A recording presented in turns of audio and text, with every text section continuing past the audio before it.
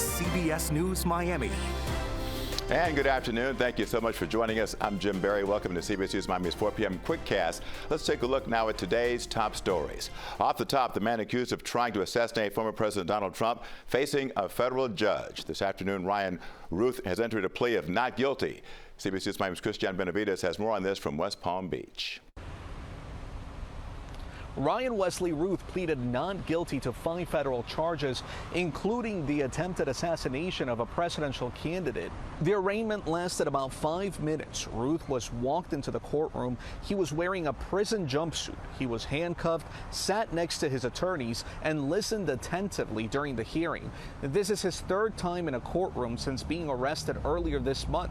Prosecutors say he had been staking out Trump for hours when a Secret Service agent allegedly spotted Ruth's face and then a gun near the 6th hole.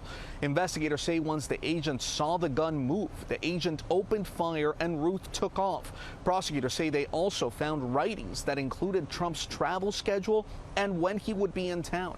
There's also a letter that he allegedly left with a friend where he wrote about his intentions. His attorneys requested a trial by jury. The case will be overseen by Judge Helene, who was also overseeing the Trump classified documents case, which has been dismissed. Christian Benavides, CBS News, West Palm Beach, Florida. Always alerting, always tracking. This is Next Weather. All right, let's take a live look outside now. Sunny skies and yes, once again, steamy temperatures on this final day of September with another heat advisory. Feels like temperatures soaring into the 100s once more. Next with the chief meteorologist and hurricane specialist Ivan Cabrera here with more on this. Ivan. Yeah, October's tricky here. We always think, October, Halloween, fall leaves. Not in South Florida. The high temperatures typically still in the upper 80s. Now the humidity could be a little bit lower. You sometimes get some dry fronts in here, but not the case this week. Triple digits. Heat advisory continues till 6 o'clock. For Broward and Miami-Dade counties, feeling like 105 to 110. That was the case earlier. We're doing a little bit better now. Temperatures still holding in the upper 80s despite that, adding a good 10 plus degrees. Look at Key West, they're sitting at 106 with high moisture and those temperatures that are not going down anytime soon here.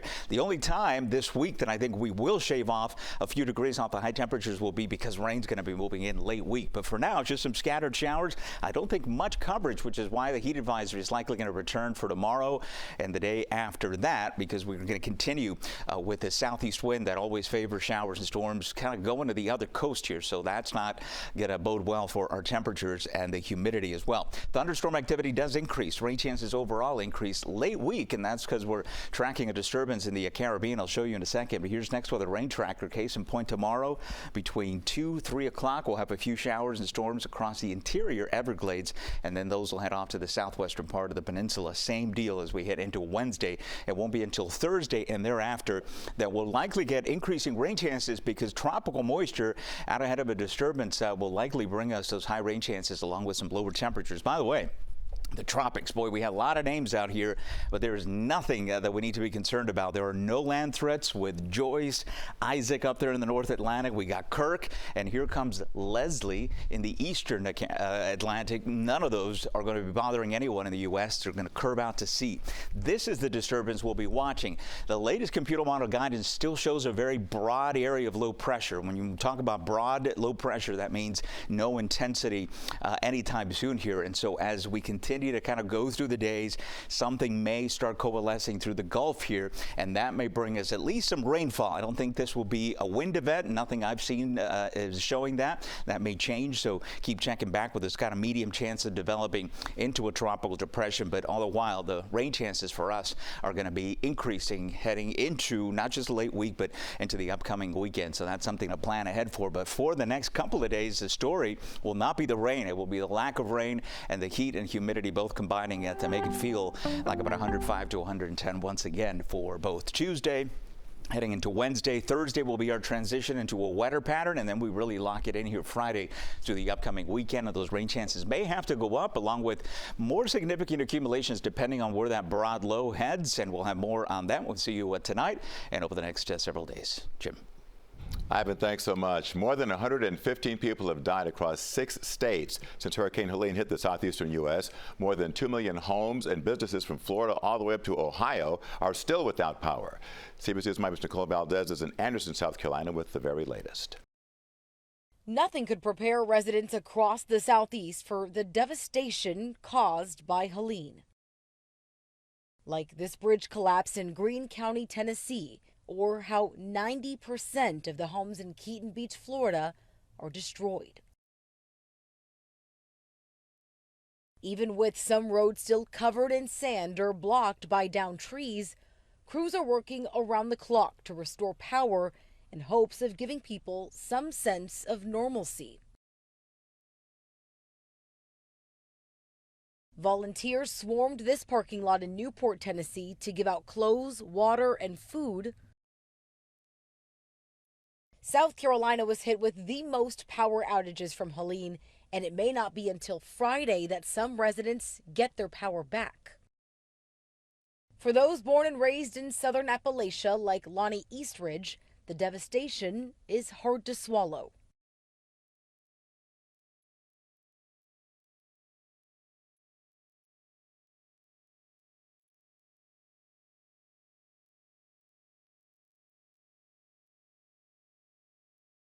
At the White House, President Biden promised to help those who have lost everything.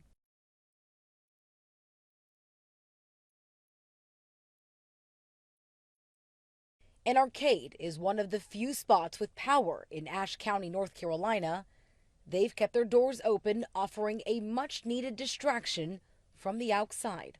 Nicole Valdez, CBS News, Anderson, South Carolina. We wish them the best in their cleanup effort. Meantime, some dock workers who load and unload ships could go on strike tomorrow. CBS News Miami's Ted Scouten explains what this is all about. Some workers at the port could be going on strike, and that may have an impact on you. Members of the Longshoremen Union are looking for better wages and job protections. This would impact cargo at both Port Everglades and the Port of Miami. If it goes on for a while, economists say that we could see price increases on certain items and supply chain issues. Coming up at 5, we'll speak with an economist about what this could mean for you. In Miami, Ted Scouten, CBS News Miami. Ted, thank you. Republican J.D. Vance and Democrat Tim Walz gearing up for tomorrow's vice presidential debate. How they are getting ready for the big event when we come back.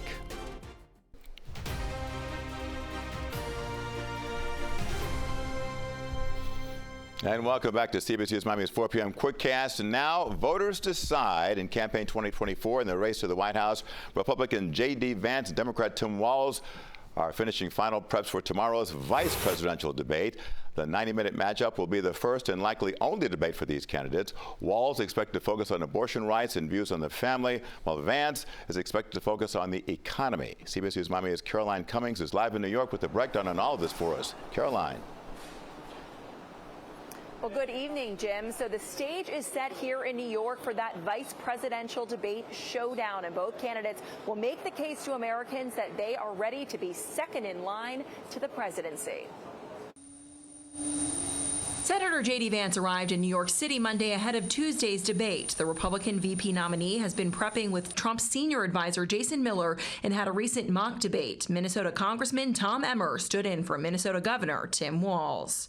We don't know just how unpopular he is in Minnesota. Walz's last public appearance was Sunday at a farm in the battleground state of Michigan. The campaign for the Democratic VP nominee tells CBS News Walz is getting help from some of the same people who helped Vice President Harris take on former President Trump in their debate last month. I can't wait to debate the guy. New CBS News polling finds 65% of Democrats are enthusiastic about Walz as the VP candidate compared to 49% of Republicans who were enthusiastic about Vance. Both men are from the Midwest, but author Kate Anderson Brower, who wrote the book First in Line on the vice presidency, says don't expect Midwestern nice. So I think it could get pretty ugly. And I think people are going to be interested in watching for that reason. CBS Evening News anchor Nora O'Donnell and Face the Nation host Margaret Brennan will moderate but won't interrupt the debate to fact check. CBS News says that will largely be up to the nominees. But CBS News audiences will have access to real-time fact-checking during the debate. On screen, there will be a QR code that they can scan with their phone, and it will send them directly to fact-checking on the CBS News website. Unlike the presidential debates, both campaigns have agreed that microphones will remain on throughout the event, all of it giving voters a chance to see how the man next in line for the Oval Office will govern. And that same CBS News poll suggests that both candidates have some work to do with voters tomorrow night.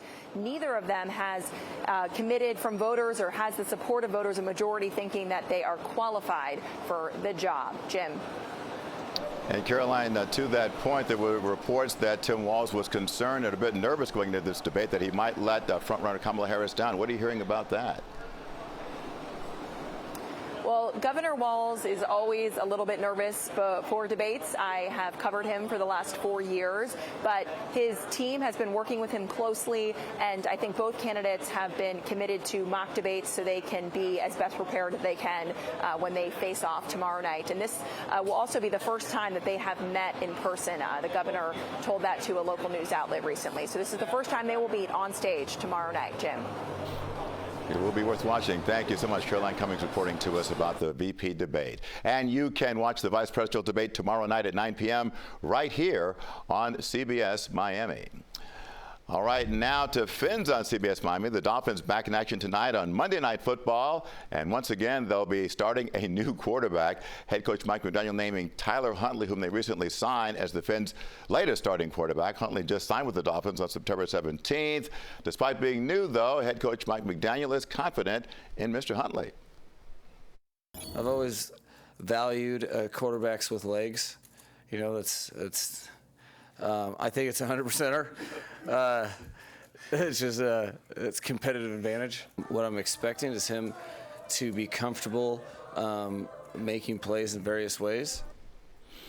McDaniel had to pick another quarterback as starter Tua Tagovailoa continues to recover from a concussion protocol, and Tua's backup Skylar Thompson also got hurt. Tim Boyle again is the backup tonight. And Monday Night Football right here on CBS Miami. Join us tonight beginning at 7 p.m. for the Miami Dolphins pregame show, followed by ESPN coverage of the Dolphins and Tennessee Titans game from Hard Rock Stadium. Then it's the fifth quarter postgame show and CBS News Miami at 11 right after all of that. That is CBS News Miami's Quickcast for now. I'm Jim Barry. Stay tuned for more news right here on CBS Miami.